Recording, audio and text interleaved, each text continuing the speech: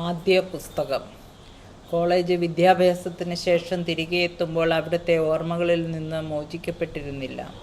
അവിടെ നിന്ന് കിട്ടിയ മനുഷ്യരും അവരുടെ വേദനകളും ഓരോ നിമിഷവും വേട്ടയാടിക്കൊണ്ടിരുന്നു. അതിൽ നിന്നുള്ള രക്ഷപ്പെടലിനായി പുസ്തകങ്ങളിൽ അഭയം പ്രാപിച്ചു. ഹൃദയം നിലച്ചു പോകുമെന്ന് തോന്നുന്ന അവസ്ഥകളിൽ കവിത എഴുതി. കായലിറമ്പത്ത് ചുറ്റി നടന്നു.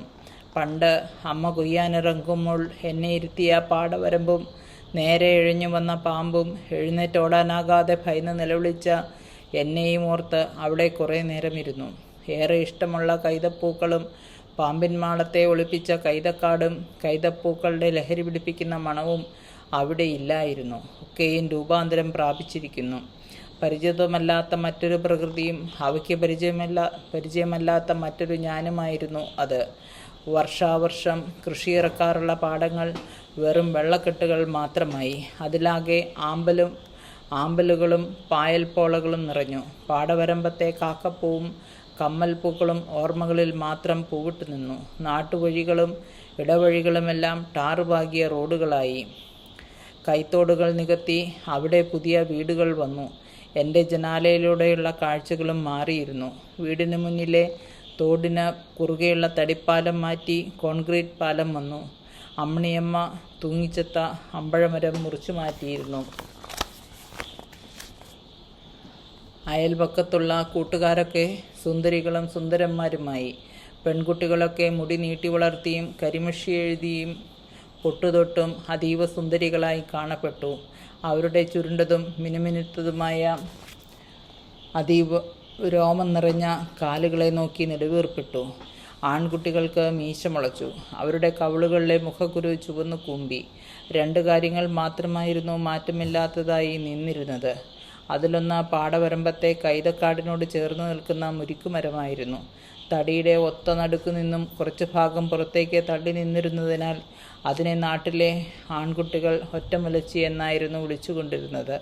അതിൻ്റെ രക്തവർണ്ണമുള്ള പൂക്കൾ നല്ല ഇഷ്ടമായിരുന്നു. പണ്ടൊക്കെ ആ പൂവ് കയ്യിലെടുക്കുമ്പോൾ കുട്ടിയമ്മ വഴക്കിടുമായിരുന്നു. എന്നിട്ട് പറയും, അതുകൊണ്ട് കളിക്കാൻ പാടില്ല കൊച്ചേ, കണ്ണ് പൊട്ടിപ്പോകുമെന്ന്. പിന്നീട് അതോർക്കുമ്പോഴൊക്കെ ചിരി വരുമായിരുന്നു. രണ്ടാമത്തേത് കുട്ടിക്കാലത്ത് ഏറ്റവും ഇഷ്ടപ്പെട്ട ആ വിചിത്രമായ ശബ്ദം വരുന്നയിടത്തെ ഭീമൻ കശുമാവ്. പലതരം അന്ധവിശ്വാസങ്ങൾ ആ പറമ്പിനെ ചുറ്റിപ്പറ്റി ഉണ്ടായിരുന്നത് കൊണ്ടാകാം അവിടുത്തെ മരം മുറിക്കാൻ ആരും ധൈര്യപ്പെട്ടില്ല. മുതിർന്നപ്പോൾ പലതവണ കാട്ടുപറമ്പിൽ പോയി ഇരിക്കാറുണ്ടായിരുന്നു. ഭ്രാന്തമോഹൻ്റെ ശബ്ദം ഓർമ്മകൾ തുളച്ച് ചുറ്റും മുഴങ്ങി കേൾക്കുമായിരുന്നു. മരിച്ചവർക്കും ജീവിച്ചിരിക്കുന്നവർക്കുമിടയിൽ ഓർമ്മകളുടെ ദൂരം മാത്രമേ ഉള്ളൂ എന്ന് തോന്നി. ആസ്മാരോഗവും മറ്റ് ശാരീരിക പ്രശ്നങ്ങളും കാരണം തുടർ വിദ്യാഭ്യാസം വൈകി. വന്യമായ ചിന്തകളും ഭ്രാന്തുകളുമായി നടന്ന കാലങ്ങൾ. കുമാരനാശാൻ്റെയും ചങ്ങമ്പുഴയുടെയും വയലാറിൻ്റെയും പി കുഞ്ഞിരാമൻ നായരുടെയും കടമ്മനിട്ടയുടെയും ഡി വിനയചന്ദ്രൻ്റെയും മധുസൂദനൻ നായരുടെയും അയ്യപ്പൻ്റെയും ബാലചന്ദ്രൻ ചുള്ളിക്കാടിൻ്റെയും കവിതകൾ വായിച്ചും കേട്ടും ബാധ കയറിയതുപോലെ നടന്ന കാലം. അക്കാലത്തെ എഴുത്തിൽ അവരുടെ കവിതകൾ ചെലുത്തിയ സ്വാധീനം വളരെ വലുതായിരുന്നു. ഈണത്തിലും താളത്തിലുമുള്ള കവിതകളായിരുന്നു എഴുതിക്കൊണ്ടിരുന്നത്. അത് ഈണത്തിൽ ചൊല്ലുന്നതുകൊണ്ട് കവിയരങ്ങുകളൊക്കെ വളരെ ഏറെ ശ്രദ്ധിക്കപ്പെട്ടു. കവിത ചൊല്ലാൻ എല്ലായിടത്തും ക്ഷണിക്കപ്പെട്ടു. എല്ലാ വർഷവും തുലാം 10-ന് വയലാർ രാമവർമ്മയുടെ വീട്ടിൽ വെച്ച് നടത്തി വരാറുള്ള അനുസ്മരണ സമ്മേളനത്തിൻ്റെ ഭാഗമായി നടത്തുന്ന കവിയരങ്ങിൽ സ്ഥിരം സാന്നിധ്യമായിരുന്നു. ധാരാളം സൗഹൃദങ്ങളും ആരാധകരും എനിക്കവിടെ ഉണ്ടായിരുന്നു. അങ്ങനെ ഒരിക്കൽ അവിടെ വെച്ചാണ് ഏഴാച്ചേരി മാഷിനെ പരിചയപ്പെടുന്നത്. തുടർന്ന് അങ്ങോട്ട് അദ്ദേഹവുമായി നല്ല സൗഹൃദത്തിലാവുകയും ചെയ്തു.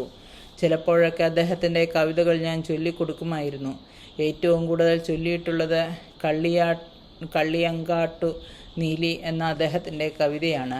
ആ കവിത പ്രിയപ്പെട്ടതാവാൻ കാരണം യക്ഷി സങ്കല്പത്തോടുള്ള ഇഷ്ടമാകാം. പിന്നീട് ഒരിക്കൽ അദ്ദേഹത്തിന് കവിതകൾ വായിക്കാൻ കൊടുത്തു. വായിച്ചിട്ട് അഭിപ്രായം കേൾക്കാൻ വേണ്ടി മാത്രമായിരുന്നു കവിതകൾ അയച്ചു കൊടുത്തത്. എന്നാൽ 1 മാസത്തിന് ശേഷം അദ്ദേഹം വിളിച്ചിട്ട് പറഞ്ഞു, രമ്യ, ഞാൻ കവിതകൾ വായിച്ചു. നല്ല കവിതകളാണ്. ഈ കവിതകൾ വെളിച്ചം കാണണം. നമുക്കിതൊരു ബുക്കാക്കി ഇറക്കാം. അദ്ദേഹത്തിൻ്റെ വാക്കുകൾ കേട്ടതും സന്തോഷം കൊണ്ട് മതിമറന്നു. ഒരു ബുക്കിനെക്കുറിച്ച് അതുവരെ ചിന്തിച്ചിട്ട് പോലും ഇല്ലായിരുന്നു. എന്നാൽ അദ്ദേഹത്തിൻ്റെ വാക്കുകൾ പ്രതീക്ഷയുണർത്തി. ഈ വിശാലമായ കാവ്യലോകത്ത് അടയാളപ്പെടുത്താൻ പോകുന്നു എന്ന ചിന്ത ഏറെ ആനന്ദിപ്പിച്ചു. അങ്ങനെ അദ്ദേഹത്തിൻ്റെ അവതാരികയോടുകൂടി സാഹിത്യ പ്രവർത്തക സഹകരണ സംഘത്തിലേക്ക് കവിതകൾ അയച്ചു കൊടുക്കുകയും ചെയ്തു.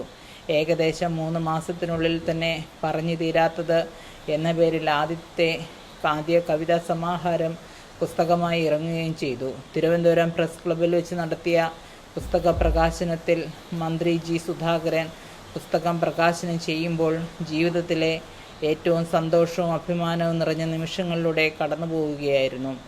അന്ന് രാത്രി കുട്ടിയമ്മയുടെ മടിയിൽ കിടക്കുമ്പോൾ അതുവരെയുള്ള ജീവിതത്തെക്കുറിച്ച് ചിന്തിക്കുകയായിരുന്നു. വായനയും എഴുത്തുമൊക്കെ രക്ഷപ്പെടാനുള്ള ഉപാധി മാത്രമായിരുന്നു. ഒരിക്കൽ പോലും മരണത്തിന് വിട്ടുകൊടുക്കാതെ പച്ചയ്ക്ക് ചുട്ടെടുത്ത പോലെ ജീവിതം എന്നിൽ കിടന്ന് പൊട്ടിമലർന്നുകൊണ്ടിരുന്നു. തിമിരം വന്നുകൂടി കുട്ടിയമ്മയുടെ കാഴ്ചശക്തി പൂർണ്ണമായും നഷ്ടപ്പെട്ടിരുന്നു. അവരുടെ ചുളുങ്ങി മെല്ലിച്ച കൈവിരലുകൾ കൊണ്ട് തലമുടിയിൽ തലോടിക്കൊണ്ടിരുന്നു. കുട്ടിയമ്മയുടെ ശരീരത്തിലെ ധന്വന്തരം കുഴമ്പിൻ്റെ മണം ഏതോ കാലത്തിലേക്ക് വലിച്ചു കൊണ്ടുപോയി. ഓർമ്മകൾ പരുന്തിൻകൂട്ടങ്ങൾ പോലെ ചുറ്റും വട്ടമിട്ട് പറന്നുകൊണ്ടിരുന്നു. വേദനയ്ക്ക് പുറമെ കടുത്ത ശ്വാസം മുട്ടൽ അലട്ടി. പല രാത്രികളിലും ശ്വാസം കിട്ടാതെ മരണത്തെ നേരിൽ കണ്ടു. കൂടുതൽ സമയങ്ങളിലും ആശുപത്രികളിൽ ചെലവഴിച്ചു. 4 നേരമുള്ള കുത്തിവയ്പ്പും മരുന്നുകളും അവശയാക്കി. എന്നിൽ നിന്നും വമിക്കുന്ന മരുന്നിൻ്റെ മണത്താൽ ഒക്കാനിച്ചു. കുളമ്പ് രോഗം വന്ന നാൽക്കാലിയെപ്പോലെ മുറിയിൽ ഞരങ്ങിയും മൂളിയും വളഞ്ഞുകിടന്നു. പുസ്തകങ്ങൾ മാത്രമായിരുന്നു ഏക ആശ്വാസം. നാട്ടിലെ വായനശാല അടച്ചുപൂട്ടിയതിനു ശേഷം തുറവൂർ പഞ്ചായത്ത് ലൈബ്രറിയിലായിരുന്നു വായിക്കാനായി സ്ഥിരമായി പോയിരുന്നത്. അസുഖം മാറുന്ന സമയത്തൊക്കെ അവിടെ പോയിരുന്ന് വായിക്കും.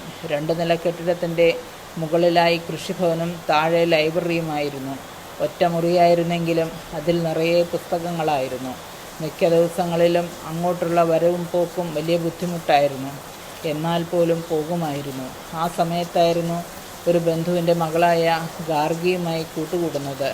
അപ്പൂപ്പൻ്റെ അനിയൻ്റെ മകൻ്റെ മകളായിരുന്നു ഗാർഗി. വീടിൻ്റെ അടുത്തായിരുന്നു അവൾ താമസിച്ചിരുന്നതെങ്കിലും ഞങ്ങൾ അതുവരെ സംസാരിച്ചിട്ടേയില്ലായിരുന്നു. പൊതുവെ മനുഷ്യരോട് അത്ര വേഗത്തിൽ ഇണങ്ങുന്ന ജീവിയല്ലാത്തതിനാൽ പല സ്വന്തക്കാരോടും മിണ്ടിയിരുന്നില്ല. കവിതയും കഥയുമൊക്കെ വളരെ ഇഷ്ടമുള്ളതുകൊണ്ടാവാം അവൾ വേഗത്തിൽ കൂട്ടുകൂടി. എന്നേക്കാൾ 4-5 വയസ്സിന് ഇളയതായിരുന്നു അവൾ. സുന്ദരിയും രസികത്തിയുമായ അവളെ ഒരുപാട് ഇഷ്ടമായിരുന്നു. വായിക്കാൻ താല്പര്യമുള്ള ഒരാളെ കിട്ടിയതിൽ സന്തോഷിച്ചു. കൂട്ടുകൂടിയതിന് ശേഷം മിക്കവാറും ദിവസങ്ങളിൽ അവളുടെ സൈക്കിളിന് പിന്നിലിരുന്നായിരുന്നു ലൈബ്രറിയിൽ പോയിരുന്നത്. പാടവരമ്പിലൂടെയും നാട്ടുവഴികളിലൂടെയും എന്നെയും പിന്നിലിരുത്തി അവൾ സൈക്കിൾ ചവിട്ടും. കഥകൾ പറഞ്ഞും തമാശകൾ പറഞ്ഞും ഞങ്ങൾ പോകും. അവൾ സംസാരിക്കുമ്പോൾ അവളുടെ ഇടതൂർന്ന കറുത്ത ചുരുണ്ട മുടിയും നീളം മൂക്കും അതിലെ ഒറ്റക്കൽ മൂക്കുത്തിയും അവളുടെ ഭംഗി കൂട്ടി.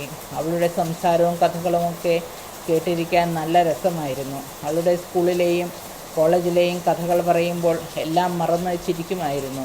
വിചിത്രമായ ചില ഇഷ്ടങ്ങൾ മനസ്സിലാക്കിയത് കൊണ്ടാവാം ചില ദിവസങ്ങളിലൊക്കെ അവളുടെ വീടിന് മുന്നിലെ വലിയ പാടത്തു നിന്ന് ആമ്പൽക്കിഴങ്ങുകൾ പറിച്ചു തരും. ആമ്പൽ തണ്ടുകൾ കൊണ്ട് മാലയുണ്ടാക്കി തരുമായിരുന്നു. കുറച്ചു നാൾ മുമ്പ് വരെ പരസ്പരം സംസാരിക്കാതിരുന്ന 2 പേർ അത്ര വേഗത്തിലായിരുന്നു ആത്മസുഹൃത്തുക്കളായത്.